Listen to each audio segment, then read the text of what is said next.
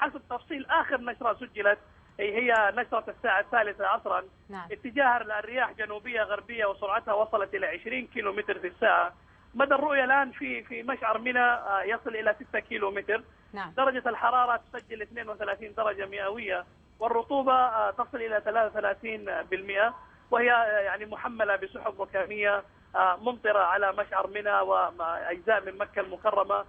الحالة كما ذكرت لك يعني حالة التنبيه مستمرة حتى 6:30 من مساء هذا اليوم. نعم. سيتجدد في حالة رؤية خبراء الطقس في إدارة التحاليل والتوقعات بالرئاسة أنها تحتاج الحالة إلى ذلك إن شاء الله. نعم أستاذ حسين، سؤالي الأخير لك، ماذا عن توقعات الطقس خلال اليوم المقبلين إن شاء الله؟ هل ممكن أن يكون هناك أمطار بمشيئة الله؟ يعني حسب ما أعلنته الرئاسة في تقاريرها اليومية وحتى اليوم، وما أعلناه بالأمس، أن الحالة مستمرة حتى مساء يوم غد إن شاء الله.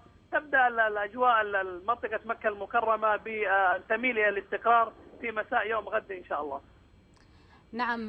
نرى الآن في خبر عاجل أستاذ حسين أن الأمطار مصحوبة بالبرد إلى حد ما. في بعض المناطق هناك برد خفيف، لكن نعم. الأمطار حتى الآن ما زالت متوسطة. أنا متواجد في مشعر منى يعني. نعم، شكرا جزيلا لك أستاذ حسين القحطاني، المتحدث الإعلامي للهيئة العامة للأرصاد وحماية البيئة، وجعلها الله إن شاء الله أمطار خير وبركة.